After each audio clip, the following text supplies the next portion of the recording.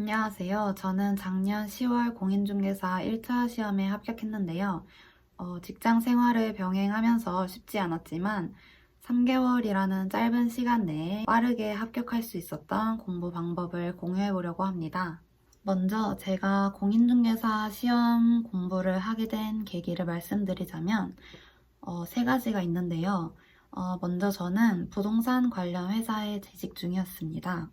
부동산 관련 일을 하다 보니 자연스럽게 이 분야에 관심이 생겼고, 실무를 접하다 보니 제대로 이론까지 공부해두면 업무에도 실생활에도 도움이 되겠다라는 생각이 들었습니다. 그리고 저는 계약직으로 재직 중이었는데, 회사 상황이나 분위기를 보면 뭔가 연장은 안 될 것 같다라는 생각이 들었어요. 이런 불안한 미래에 인생의 중요한 무기 하나를 더 장착하자라는 마음으로 공부를 시작했습니다. 그러다 계약 만료 한 달 전에 연말까지 연장을 해주겠다고 했지만 너무 애매한 시간이고 이미 요가 강사 공부와 퇴사를 결심하면서 더 열심히 공부하게 되었던 것 같습니다. 재직 중에 시험을 치르느라 정말 힘들었지만 덕분에 지금은 제 미래가 조금 더 유연하고 단단해졌다고 생각합니다. 그리고 저는 재테크에 관심이 많은 편인데요. 특히 내 집 마련이나 투자에 있어서 전세 사기 같은 문제들을 방지하기 위해서 부동산 공부는 필수라고 생각했습니다. 공부하다 보니 단순히 자격증 취득을 떠나서 실생활에 밀접한 법률이나 경제 흐름을 배우는 게 의외로 재밌다고 느꼈어요. 요즘 같은 시대에 부동산 공부는 선택이 아니라 필수다라는 생각으로 공부했습니다. 그리고 마지막으로 세 번째는 현실적인 고민이었어요. 제가 요가 강사 준비를 좋아하는 취미로 시작한 일이지만 체력 소모가 크고 주변에 요가 강사로 일하시는 분들이 하나같이 강사로 많은 돈을 벌기에는 한계가 있다고 하시더라고요. 그래서 좀 더 많은 돈과 노후에도 안정적으로 할 수 있는 일이 뭐가 있을까 고민했을 때 공인중개사가 떠올랐습니다. 그리고 만약에 요가원을 운영하게 된다면 부동산 지식이 큰 도움이 될 거고 상황이 허락한다면 엔잡러의 삶을 꿈꾸고 있어요. 사실 저는 퇴사 일주일 전에 공인중개사 시험이었는데요. 그 달이 하필 결산달이라 정신없는 시간을 보냈습니다. 시간이 절대적으로 부족했지만 제가 어떻게 기출만으로 합격할 수 있었는지 그 공부 방법을 공유해 보겠습니다. 먼저 제 베이스부터 솔직하게 말씀드리면 저는 과거에 공인회계사 공부를 한 적이 있었어요. 그래서 부동산 학개론의 수요 공급과 같은 부동산 경제론 파트는 조금 익숙한 편이었습니다.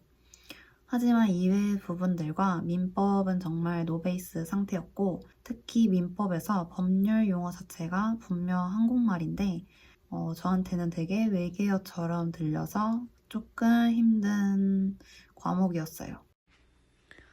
그리고 공부 시간도 평일엔 거의 없었는데요. 대신 출퇴근 시간 1시간씩을 활용하려고 노력했습니다. 피곤해서 잠들더라도 일단 귀에는 인강을 켜놓고 들었어요. 뇌가 이 용어에 익숙해지게 만들려고 했습니다.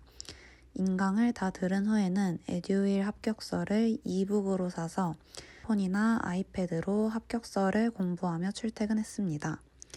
집에 와서 3시간 이상은 꼭 공부하려고 했고 토요일에는 도서관에 가서 온전히 공부하는 시간을 가졌습니다. 일요일은 오전과 저녁에만 공부하고 낮 시간은 휴식 시간으로 두었습니다. 인터넷 강의는 회사에서 지원해주는 에듀윌 영상을 들었고 시간이 없어서 기출 강의만 듣고 단원별 기출 문제집을 회독했습니다. 저는 민법이 너무 어려워서 부동산 학개론 고득점과 민법은 과락을 면하는 걸로 전략을 가져갔습니다. 3개월 동안 했던 회독법은 저는 기출문제집을 30일, 14일, 7일, 1일 주기로 총 3회독에서 4회독을 목표로 했습니다. 회독할 때마다 다른 색깔의 형광펜과 볼펜으로 체크하면서 몇 회독 때 틀린 건지 파악하고 자주 틀리는 것들은 시험 직전에 한 번 더 훑을 수 있도록 표시했어요. 회독할 때 답을 적지 않은 게 도움이 많이 됐는데 답을 적다 보면 아무래도 문제를 보자마자 몇 번이 답이었는지 기억할 것 같았어요. 대신 한 문제 풀고 오른쪽 아래 페이지의 답을 확인하고 해설하고 이런 식으로 회독을 진행했습니다. 그래도 3회독 이상 진행하다 보면 문제가 외워지니까 어떤 지문이 답이었는지 떠오르게 됐는데 이럴 때에는 다른 지문들이 왜 정답이 아닌지를 생각하고 이유가 떠오르지 않으면 그 지문을 체크해서 마지막 회독 때 헷갈리는 지문들을 파악하려고 했습니다. 처음 1회독 때는 인강 들을 때 정말 외겨워갖고 이해가 안 가도 계속 진도를 나갔습니다. 일단 끝까지 본다라는 마음으로 강의에서 짚어주는 내용을 빠짐없이 체크했습니다. 그리고 이제 2회독부터는 회독 수가 늘어날수록 아는 것과 모르는 것이 구분되더라고요. 시험 직전 3, 4회독을 할 때는 이미 완벽히 아는 문제들은 지우고 끝까지 안 헤어지는 부분만 집중적으로 남겨서 양을 줄여 나갔어요.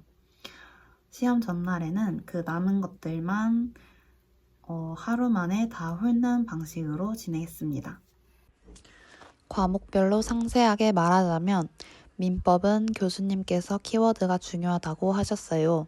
저는 에듀윌의 심정욱 교수님 강의를 들었는데 기출 강의를 들으면서 교수님이 체크해주는 핵심 키워드에 집중했습니다.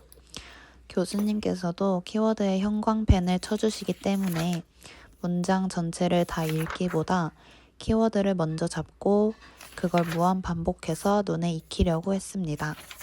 안 풀어주는 문제는 과감하게 스킵했어요. 민법은 아무래도 눈에 계속 안 들어와서 4회독을 했는데요. 시험 전날 4회독 할 때 시간이 너무 부족해서 물권법 파트는 버렸습니다. 물권법은 민법에서 가장 많이 출제되는 파트이기 때문에 이건 정말 안 좋은 전략이라고 생각하고 저는 운이 좋아서 합격할 수 있었던 것 같아요. 다른 분들은 이 방법은 따라하지 않으셨으면 좋겠습니다. 학개론에서는 계산 문제를 절대 포기하면 안 됩니다. 많은 분이 계산 문제를 버리시는데 그러면 합격이 힘들어져요. 이론은 당연히 다 가져가야 하고 계산 문제는 일명 왁구를 외우는 것밖에는 답이 없는 것 같아요. 똑같은 틀에 숫자만 바뀌어 나오니까 저도 3회독 정도 하니까 감이 오더라고요. 그러고 시험에서도 문제 보자마자 30초 컷이 가능해졌습니다. 3회독 하면서도 왁구가 외워지지 않는 한두 유형 정도는 너무 스트레스 받을 바에 버리시는 게 나을 것 같아요. 감정평가론도 뒷부분이고 6문제밖에 안 나와서 버리시는 분들 많은데 감정평가 부분도 지문이 반복해서 출제되는 부분이기 때문에 몇 번 회독해보시면 쉽게 점수를 가져가서 고득점할 수 있는 포인트인 것 같아요. 학개론에서도 가끔 교수님이 논란이 있어 버리라고 하는 문제는 버렸습니다. 10월부터는 막판 스퍼트를 내려고 노력했습니다. 감사하게도 2025년 추석 연휴가 황금 연휴여서 맛있는 것도 많이 먹고 회사도 안 가니까 신나게 스카 가서 하루에 6시간 이상씩 공부했던 것 같습니다. 시험 일주일 전에도 기출문제집 회독하는 데 집중했습니다. 그리고 시험 전날이 금요일이라 연차를 썼습니다. 원래 남은 연차를 다 시험 직전에 몰아쓰려고 했는데 결산이 다 안 끝난 상황이라 하루 전에만 썼고 시험 하루 전날 아침부터 자기 전까지 기출문제집을 한 회독씩 끝내며 머릿속에 모든 것을 넣으려고 노력했던 것 같아요. 멘탈 관리 방법은 저는 시험을 보고 나서 일주일 뒤가 퇴사일이었어요. 이 시험만 끝나면 퇴사다라는 보상 심리와 불안이 강력한 동기부여가 됐던 것 같습니다. 절박함이 저를 집중하게 만든 것 같아요. 그리고 요가 수련도 집에서라도 꾸준히 했던 게 번아웃을 막는데 정말 큰 도움이 됐습니다. 직장인이 공부를 병행하는 건 정말 외로운 싸움이에요. 저도 주말마다 놀러 나가고 싶고 퇴근 후에는 쇼츠나 아니면 쇼핑을 하면서 잠들고 싶은 욕구를 참느라 정말 고생했습니다. 하지만 스트레스 받으면서 완벽하게 하려고 하기보다는 기출 문제를 계속 회독하면서 잘 활용했기 때문에 짧은 시간에 좋은 성적을 거둔 것 같습니다. 공인중개사는 100점을 맞아야 하는 시험이 아니고 과목별로 평균 60점을 넘으면 되는 시험이기 때문에 충분히 가능하다고 생각합니다. 저도 해냈으니 여러분도 할 수 있어요. 영상 봐주셔서 감사하고 궁금한 점은 댓글 달아주세요. 안녕.